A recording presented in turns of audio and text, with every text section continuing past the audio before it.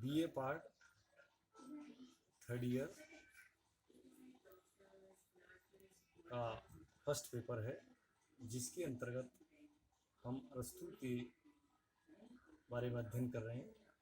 अरस्तु ने संवैधानिक वर्गीकरण किस तरह किया, सरकारों का वर्गीकरण और लेखन के क्षेत्र में उनका क्या योगदान रहा, ये सारी चीज़ें हम क्रम से चर्चा में ले रहे हैं।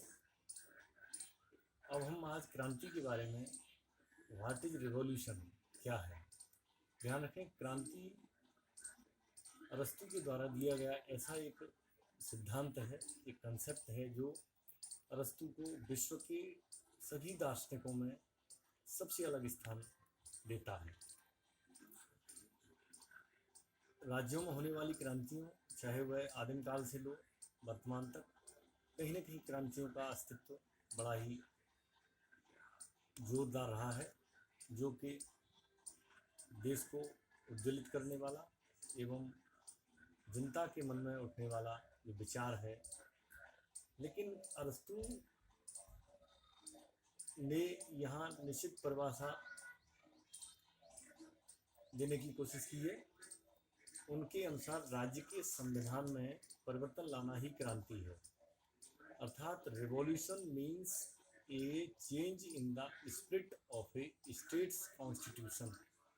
यह अरस्तु ने अपनी प्रसिद्ध पुस्तक पॉलिटिक्स में दिया है कि राज्य के संविधान में परिवर्तन लाना ही क्रांति है। यहाँ संविधान शब्द का प्रयोग विस्तृत अर्थ में किया गया है। उसका अर्थ सरकार से भी है। राज्य तथा जनता के बीच अस्त्र शस्त्र या शांतिपूर्ण तरीके से लड़ाई से नहीं, या लड़ाई से ही क्रांति नहीं होती। जब तक पुराने संविधान या पुरानी सरकार में परिवर्तन नहीं किया जाए, तब तक उसे क्रांति की संज्ञा नहीं दी जा सकती। अर्थात संविधान या सरकार के परिवर्तन को ही क्रांति कहा गया है। ध्यान रखें, संवैधानिक परिवर्तन ही अपने आप में क्रांति का स्वरूप है। अरस्तु ने क्रांति पर जो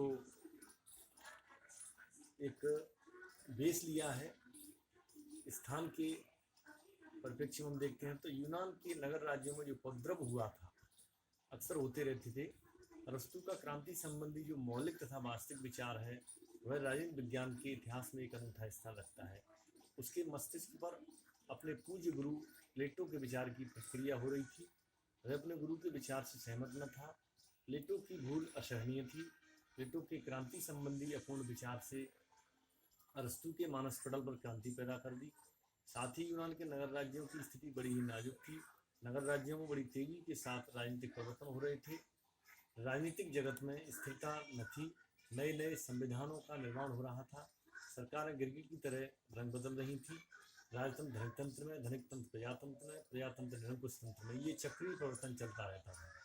जहाँ प्रजातंत्र सरकार थी, वहाँ अधिनायक तंत्र की स्थापना करने के प्रयास किए जा रहे थे, और जहाँ अधिनायक था, उसके स्थान पर प्रजातंत्र की सरकार के गठन के प्रयत्न किए जा रहे। इस तरह से ये चक्रीय परिवर्तन चलता रहा। ऐसी विकट स्थिति में यूनान का सामाजिक, आर्थिक, धार्मिक, शैक्षणिक, राजनीतिक वातावरण पूरी तरह से दूषित हो गया।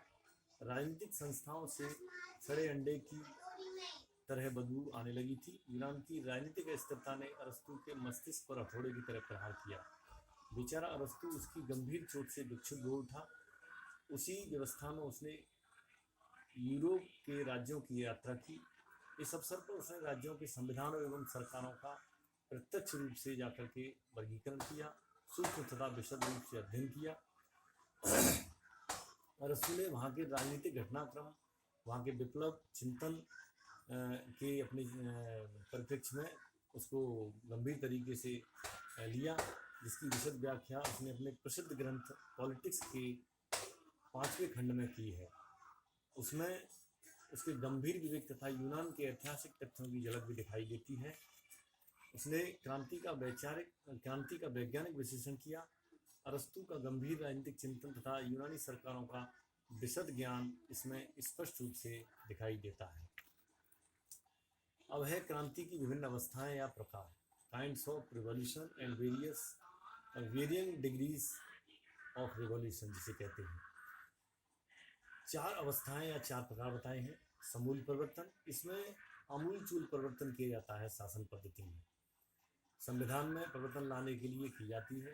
प्रजातंत्र से धनिक, धनिक से प्रजा या कुलीन तंत्र, संवैधानिक सरकार का गठन किया जा सकता है। फिर है शासन करने के लिए। क्रांति राज्य के संविधान या शासन पद्धति में परिवर्तन लाने के लिए नहीं की जाती, बल्कि क्रांतिकारियों का मूल उद्देश्य शासन सत्ता को अपने हाथों में लेना होता है। सरकार का रूप धनिक तंत्र, राजतंत्र या कोई भी हो सकता है। फिर है सरकार को शक्तिशाली बनाना।